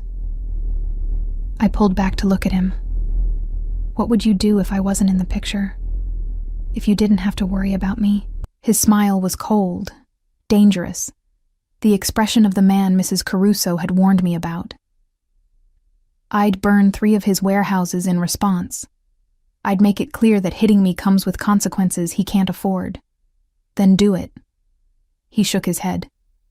You don't understand. I understand that you can't show weakness in your world, that hesitating makes you a target. So don't hesitate, Sebastian. Do what you need to do. I can handle it. Can you? His eyes searched mine. Can you really handle knowing that the man you made love to last night is the same man who will order violence and destruction without blinking? That the hands that touched you so gently will make decisions that hurt people? I thought about it honestly. About the man who'd worshipped my body with such tenderness, and the crime boss who commanded fear and respect throughout the city. They were the same person. And somehow, I'd made peace with that. Yes, I said simply, because I trust that you'll never bring that violence home to me. That when you're with me, you're the man I saw last night. That's enough. He kissed me then, hard and possessive and grateful. When he pulled back, some of the tension had eased from his shoulders. I don't deserve you, he murmured. Probably not. I managed a small smile. but you're stuck with me anyway." A knock at the door interrupted us. Marco entered, his expression grim. "Boss, we have another problem. The hospital just called. Someone tried to get into Tony's room. Security stopped them, but they were asking specifically about him by name." Sebastian's entire body went rigid. "Victor. Looks like it. We've got 4 men stationed there now, but if he's willing to go after my injured men in a hospital, he's willing to go after anything." Sebastian's voice was ice. "He's declared war. What do you want us to do?" Sebastian was silent for a long moment, and I could see the calculation happening behind his eyes. Then he looked at me, and I saw him make a decision. "Call Don Salvatore. Request a sit-down with the other family heads, tonight if possible." His hand found mine, squeezing gently. "We're going to handle this the right way, through the proper channels. Victor's broken the rules by targeting injured men. The families won't stand for that." Marco nodded and left to make the calls. When we were alone again, Sebastian turned to me. "Thank you," he said quietly. "For what?" "For reminding me that I don't have to choose between protecting you and maintaining my position. That I can do both if I'm smart about it." He pulled me close again. "The sit-down tonight. I want you there." I pulled back in surprise. "What? Why?" "Because you're my wife, my partner, and I want every family head in this city to see exactly what you mean to me. To understand that attacking you means attacking the Russo family directly." His expression was fierce. "Plus, you wanted to see all of me. This is part of it. The negotiations, the politics, the careful dance of power that keeps our world functioning. Will I be safe there? Absolutely. These sit-downs are sacred. Neutral ground where violence is forbidden. You'll be safer there than almost anywhere else." He tucked a strand of hair behind my ear. "But it won't be comfortable. You'll hear things, see things that might change how you see me." "I can handle it," I said, with more confidence than I felt. His smile was slight but genuine. "I believe you can." The rest of the day passed in preparation. Mrs. Caruso brought me another dress, this one deep burgundy, elegant but understated. "For a sit-down, you want to look powerful but not flashy," she explained, respected but not threatening. As she helped me dress and style my hair into a sleek chignon, I found myself growing nervous. This would be my introduction to Sebastian's world beyond just being his wife. I'd be meeting the other crime families, watching negotiations happen, seeing the machinery of power that kept this brutal world functioning. "You'll do fine, Cara," Mrs. Caruso assured me, adding simple diamond earrings. "Just stay close to Mr. Russo, let him lead, and remember that you belong there. You're not just his wife. You're a Russo now. That name carries weight." By the time I was ready, Sebastian was waiting in the foyer, dressed in a dark suit that made him look even more dangerous than usual. His eyes traveled over me with approval and something hotter. "Beautiful," he said, offering his arm. "Ready, as I'll ever be." The venue for the sit-down was a private club in the heart of the city, the kind of place that didn't advertise, where membership was invitation only and discretion was absolute. We arrived to find several other cars already there, expensive vehicles with tinted windows and drivers who watched our approach with professional wariness. Inside, the decor was old-world elegance, dark wood paneling, leather furniture, oil paintings of Italian landscapes. A large round table had been set up in the main room, with chairs positioned precisely around it. Already seated were men I recognized from the gala, and others I didn't. The power brokers of the city's underworld. And across the table, looking smug and dangerous, was Victor Marchetti. Sebastian's hand tightened on mine as he led me to our seats. I could feel the attention of every man in the room, assessing me, calculating what my presence meant. Don Salvatore, the white-haired man who'd intervened at the gala, sat at the head of the table. He nodded to Sebastian with respect, his eyes kind when they touched on me. "Thank you all for coming on such short notice," he began, his voice carrying authority despite his age. "We have serious matters to discuss.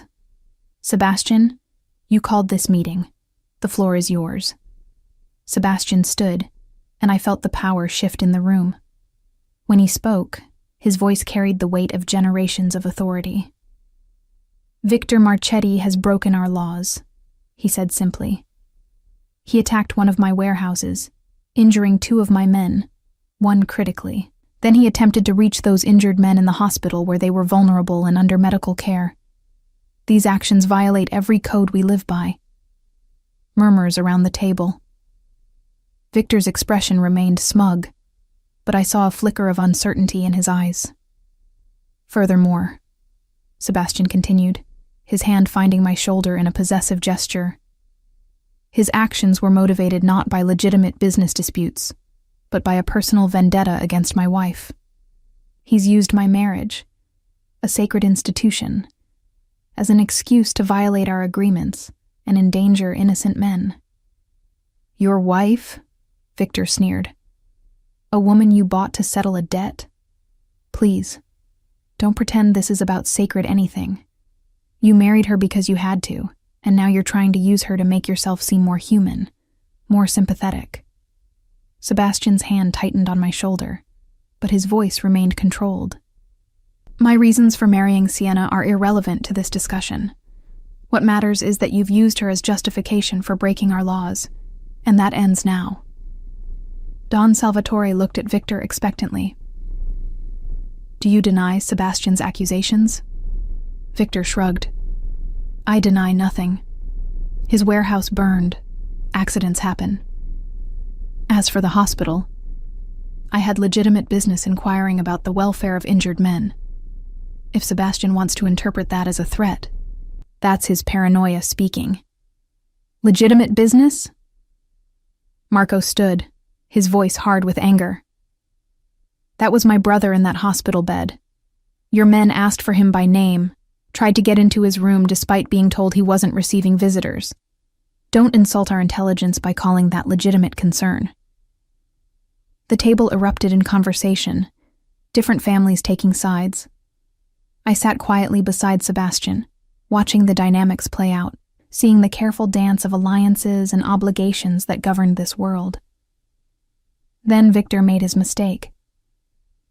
Perhaps if Sebastian spent less time playing house with his purchased bride, and more time actually running his organization, he'd be able to protect his assets better. His eyes found mine, cold and calculating. Though I have to admit, she's lovely. I can see why you've gotten distracted. Makes me wonder what she'd be worth to someone willing to pay more than a gambling debt. The room went silent. Absolutely silent. Sebastian moved so fast I barely saw it. One moment he was seated beside me. The next he had Victor by the throat, slamming him against the wall with enough force to crack the wood paneling. "Say one more word about my wife," Sebastian snarled, his voice deadly quiet. "Give me one more reason, Victor. One more excuse to end you here and now." "Gentlemen," Don Salvatore's voice cracked through the tension. "This is neutral ground, sacred ground. Violence here is forbidden." Sebastian released Victor with visible effort, stepping back with his hands raised, but his eyes promised death. "You're right, Don Salvatore. My apologies." He turned back to the table, his control restored but his fury still palpable. "I propose a formal ruling. Victor Marchetti violated our codes by attacking injured men and threatening my wife. The punishment should fit the crime." Don Salvatore nodded slowly. "The families will vote. All in favor of censuring Victor Marchetti for his actions, raise your hand."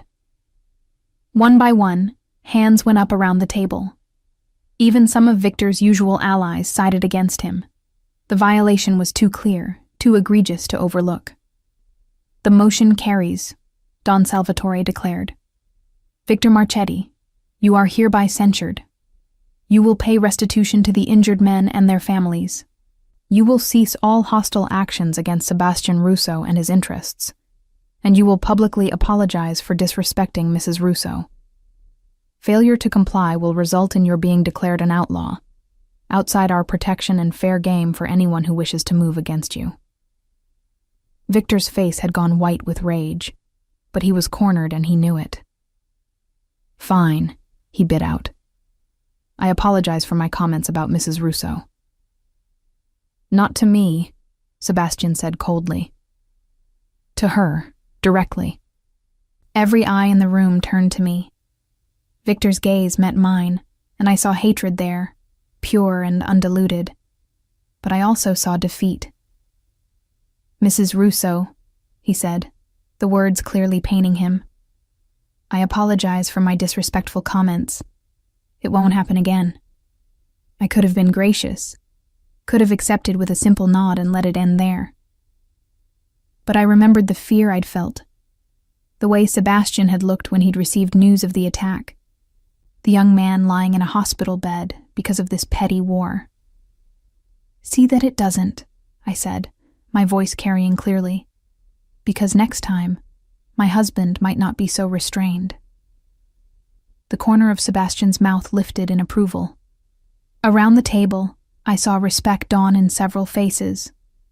The meeting concluded shortly after. Sebastian and I left with his hand possessively at my back, his men falling into formation around us as we exited. That was brave, he said once we were in the car. Possibly foolish, but definitely brave. Was it the wrong thing to say? No. He pulled me close, kissing my temple. It was perfect. You showed strength, showed you're not someone to be dismissed or intimidated. The families will remember that. Good. I leaned into him, suddenly exhausted. Because I meant it. I won't let people disrespect you or your family. Our family. His arms tightened around me. Our family, he repeated, and I heard something wondering in his voice, as though the concept was still new to him. When we arrived home, I expected him to want to discuss the meeting, to debrief on what had happened. Instead, he led me straight to our bedroom and made love to me with an urgency that spoke of fear finally released, of tension finding outlet. Afterwards, as we lay tangled together, he pressed a hand to my stomach, his eyes distant. Someday, he said quietly, this will be more than just us. Someday, there'll be children. A real family, not just a marriage of convenience. My breath caught. I'd been trying not to think about that possibility, about the fact that we'd been intimate without precautions, that every time we came together, we were risking creating a life. Would you want that? I asked carefully. Children? With you? His eyes met mine, vulnerable and honest. Yes, I'd want that very much. I smiled, relief flooding through me. Good, because there's something I need to tell you. His expression shifted to concern. What? I've been feeling strange the past few days. Nauseous in the mornings, tired even though I'm sleeping well. And I'm late, several days late. Understanding dawned in his eyes, followed by something that looked like wonder. You think you're pregnant? I don't know. Maybe. I was going to take a test, but then everything happened with Victor. I trailed off, watching his face for his reaction. For a long moment, he was utterly still. Then his hand spread possessively over my stomach, and his smile was brilliant and beautiful, and completely genuine. If you are, he said, his voice rough with emotion. If we've created a life together already. Sienna, you've just made me the happiest man alive. I kissed him, pouring all my feelings into it. Love and hope and terrified excitement. We should find out for sure, I murmured against his lips. Tomorrow, he promised. Tonight, I just want to hold you, and imagine our future. As I fell asleep in his arms, I thought about how much had changed in just 6 weeks. I'd gone from being nothing to being everything, from a purchased bride to a cherished wife, from invisible to invaluable, and now possibly from wife to mother. Whatever came next, whatever threats still lurked in the shadows, we'd face them together. The pregnancy test sat on the bathroom counter, 3 pink lines screaming the truth I'd already suspected. Pregnant. 6 weeks into a real marriage, and I was carrying Sebastian Russo's child. My hand trembled as I picked up the test, staring at it like it might change if I looked long enough. Behind me, the bathroom door opened and Sebastian entered, his hair still wet from the shower, wearing only low-slung pajama pants. "Well?" His voice was carefully controlled, but I could hear the hope beneath it. I turned to face him, holding up the test. "We're having a baby." For a heartbeat, he was completely still. Then he crossed the space between us in 2 strides, sweeping me into his arms and spinning me around, his laugh pure and joyful in a way I'd never heard from him. "We're having a baby," he repeated, setting me down gently, reverently, his hands immediately going to my still flat stomach. "You're carrying my child, our child. Are you happy?" I asked, needing to hear him say it. "Happy?" He cupped my face, and I saw tears in his eyes, actual tears from this man who'd built an empire on being unbreakable. "Sienna, I've never been happier in my entire life. You've given me everything. A real marriage, a partnership, and now a family. An actual family." He kissed me then, tender and reverent, his hands cradling my face like I was something infinitely precious. When he pulled back, his expression was fierce with determination. "Nothing will touch you now," he promised. "Nothing will threaten you or our child. I'll burn this entire world down before I let anything happen to either of you." I believed him. God help me, I believed every word. The next few weeks passed in a strange kind of bliss. Sebastian was impossibly protective, hovering over me constantly, adjusting my schedule to reduce stress, hiring the best obstetrician in the city for regular checkups. He attended every appointment, his hand gripping mine as we watched the tiny, flickering heartbeat on the ultrasound screen. "Strong," the doctor said approvingly. "Good heart rate. Everything looks perfect for 8 weeks." Sebastian stared at the screen with wonder, his thumb tracing circles on my palm. "That's our son," he murmured. "Or daughter," I reminded him. "Son," he insisted with a small smile. "I can feel it. He's going to be strong like his mother. Brave. Beautiful. Beautiful boys," I teased. "Beautiful like you." He kissed my temple. "I hope he has your eyes, your smile, your strength." The tenderness in his voice made my chest ache with love. This man who'd seemed so cold and untouchable 2 months ago was now planning our child's future with open vulnerability. But beneath the happiness, tension was building. Victor might have been censured by the families, forced to back off, but that didn't mean the threats had disappeared. Sebastian's men reported increased surveillance, unusual movement from other families who might be testing for weakness. "They're waiting to see if becoming a father makes you soft," Marco explained one evening as he briefed Sebastian in the office while I sat curled in a leather chair, supposedly reading but actually listening intently.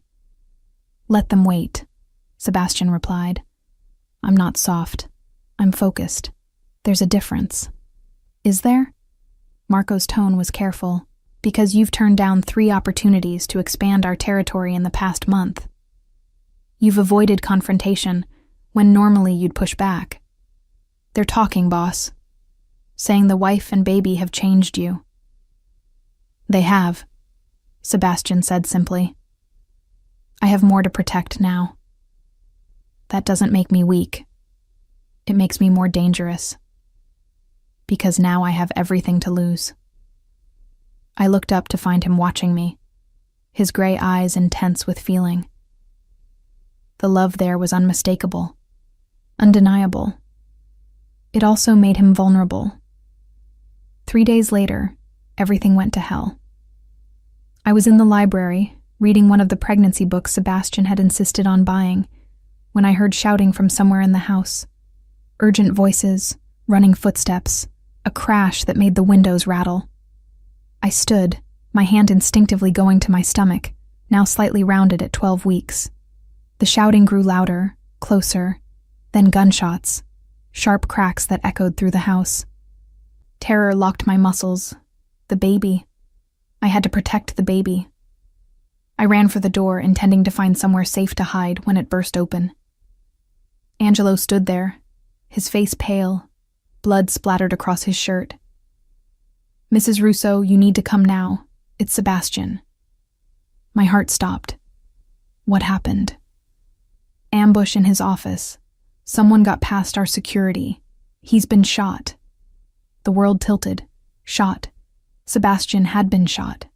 I followed Angelo at a run, my hand pressed to my stomach, praying silently that my baby was okay, that I wasn't losing everything I'd just found. Sebastian's office was chaos. Marco was on the phone barking orders. 2 other men I didn't know were tending to Sebastian, who lay on the floor behind his desk, his shirt soaked with blood. "Sebastian!" I dropped to my knees beside him, my hands finding his face. His eyes were open, focused on me, but his breathing was labored. "Sienna." His hand found mine, gripping weakly. "The baby. You need to get somewhere safe." "I'm not leaving you." Tears streamed down my face. "Who did this? How did someone get in?" "Inside job," he rasped. "Someone we trusted. They knew the security codes, the shift changes. He coughed, blood flecking his lips. "Don't talk. Save your strength." I looked up at Marco desperately. "Where's the ambulance?" 5 minutes out. His expression was grim. "He's lost a lot of blood, Mrs. Russo. But he's strong. He'll make it." "He better," I said fiercely, turning back to Sebastian. "You hear that? You're going to make it. You're going to meet our son. You promised." His smile was weak but genuine. "Son, told you." Save the "I told you so's" for when you're not bleeding on your office floor. The ambulance arrived, paramedics rushing in with a stretcher and equipment. They worked with efficient speed, stabilizing Sebastian enough to transport. I tried to climb in the ambulance with him, but Marco stopped me. "They need space to work on him. I'll drive you. We'll be right behind them." I watched the ambulance pull away, sirens wailing, carrying the man I loved toward an uncertain fate. Then I turned to Marco, and something in me shifted. The fear transformed into cold, calculating fury. "Who did this?" I asked, my voice deadly calm. Marco looked surprised by my tone. "We don't know yet, but we'll find out." "It was Angelo," I said with sudden certainty. "What?" "No. Angelo's been with us for 15 years. He's loyal. He was the one who came to get me. He knew exactly where I was, knew I'd be alone in the library. He was covered in blood, but had no visible injuries." I met Marco's eyes steadily. "And he called Sebastian by his first name when he told me what happened. Your men always call him Boss or Mr. Russo. Always. But Angelo used his name, like he'd forgotten to maintain the pretense." Marco's expression shifted to understanding, then cold rage. "Figlio di puttana. He's been working with Victor all along." "Where is he now?" "Probably trying to disappear before we figure it out." Marco pulled out his phone. "But he won't get far. We have eyes everywhere." "Good." I stood, brushing off my jeans with hands that had stopped shaking. "Find him. Bring him to me. I want to look him in the eyes when he tells me why he betrayed my husband." Marco stared at me with something like awe. "Mrs. Russo." My husband is fighting for his life because someone he trusted put a bullet in him. Someone who endangered not just Sebastian, but our unborn child. My voice was ice. Find Angelo. Now. The drive to the hospital was the longest of my life. Every red light felt like torture. Every minute that passed was another minute Sebastian could be slipping away. By the time we arrived, he was already in surgery. A doctor with kind eyes and exhausted features met us in the waiting room. Mrs. Russo, I'm Dr. Chen.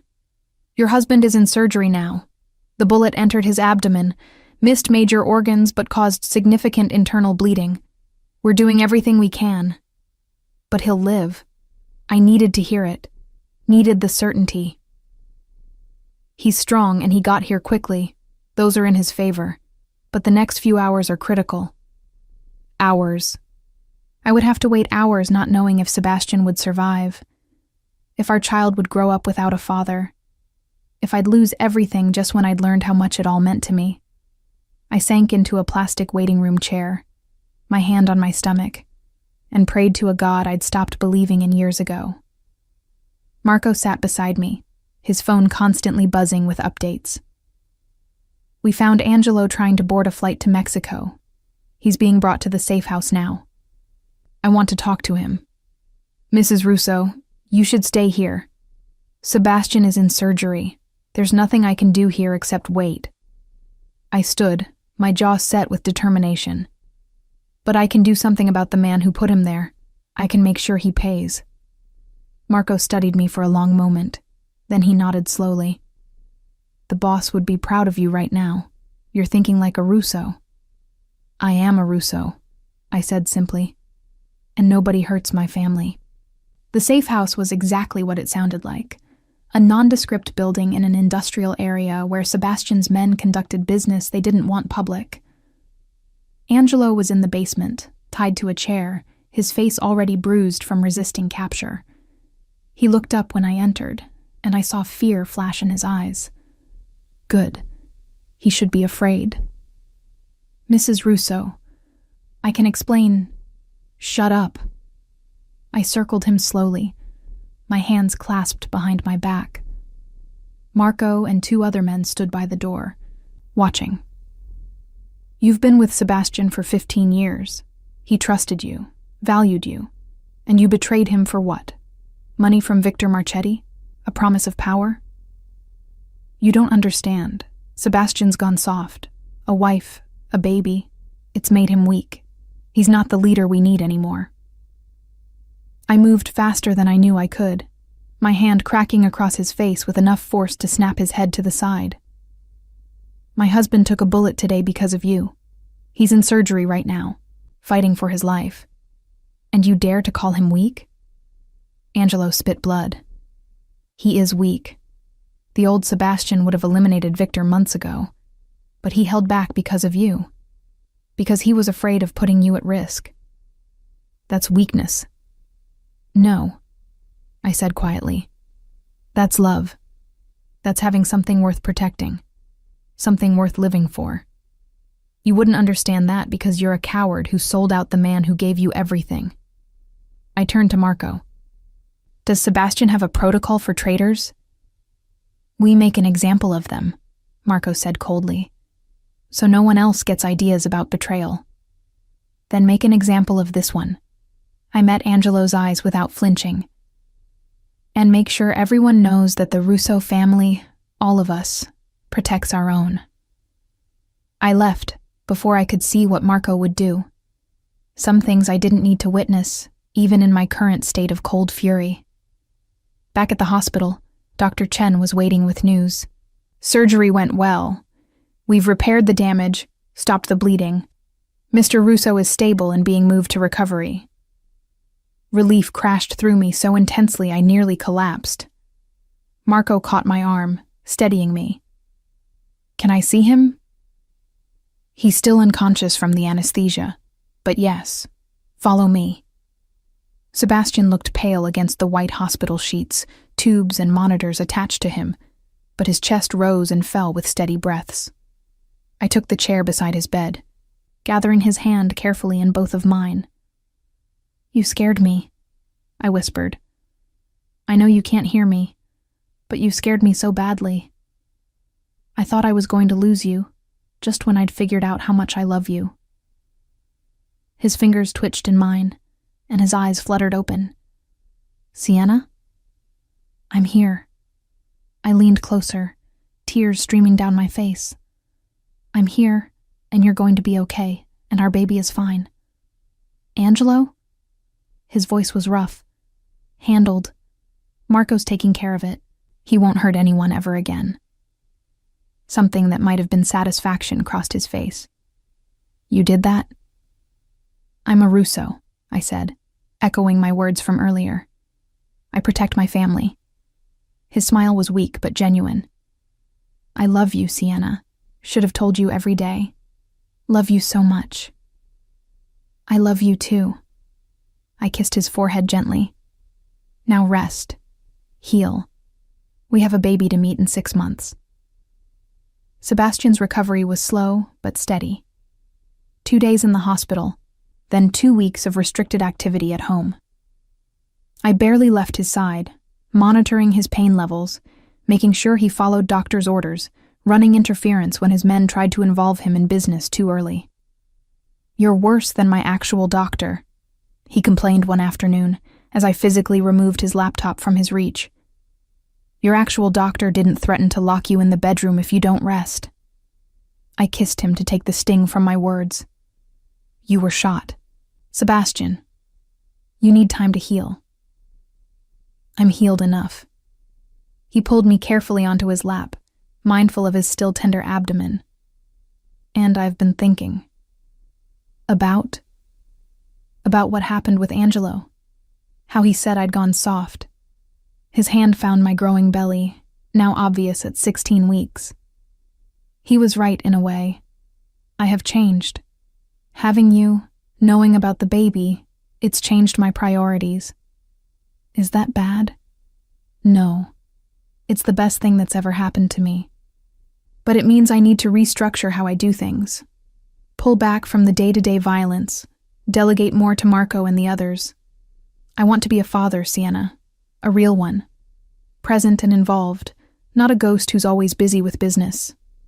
My heart swelled. You mean that? Every word. He kissed me softly. You and our child are more important than any territory dispute or power play. I've spent my whole life building an empire. Now I want to actually live in it.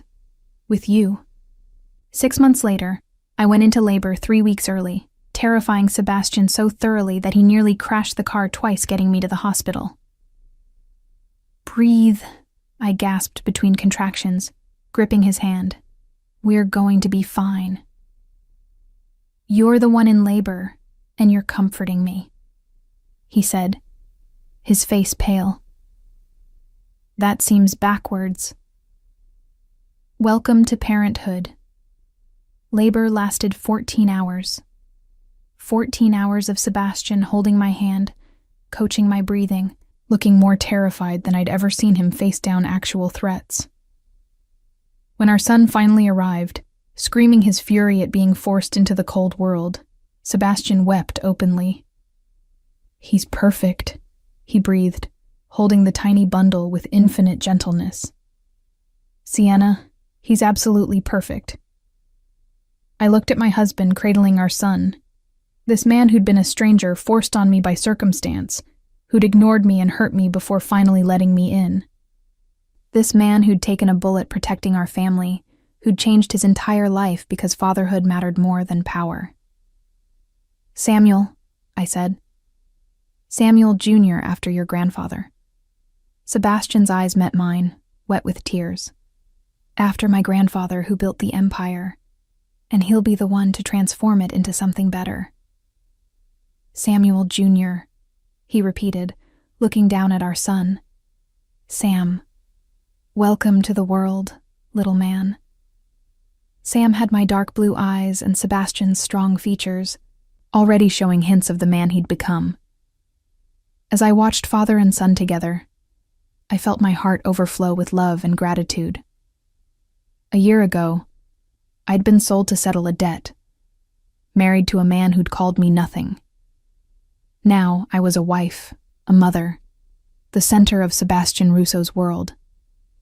The woman who'd proven that even the hardest hearts could be transformed by love. "I love you," Sebastian said, sitting carefully on the edge of my hospital bed, our son cradled between us.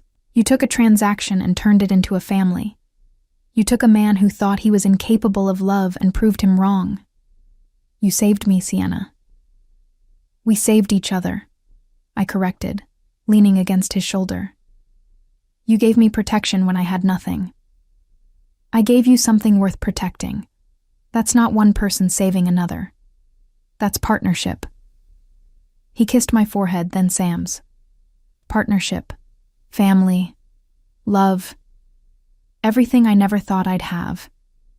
Looking at my husband and son, I knew that sometimes the most beautiful things grew from the darkest beginnings. Sometimes being sold could lead to being cherished. Sometimes arranged marriages became real love. And sometimes the man who bought you could become the man who valued you above everything else in his world. "Mrs. Russo," Sebastian murmured, his arms around both of us. "Thank you for making me human again." "Mr. Russo," I replied with a smile. "Thank you for making me matter." As Sam yawned and settled between us, I realized that I'd found what I'd been searching for all along. Not freedom from Sebastian Russo's world, but belonging within it. Not escape from my husband, but partnership with him. I'd been nothing, a debt paid, a transaction completed. Now I was everything. A wife, a mother, the woman who'd transformed a monster into a man, and a cold business arrangement into the deepest love either of us had ever known. And that, I thought as sleep finally claimed me, was worth every terrifying, beautiful moment of the journey that had brought us here.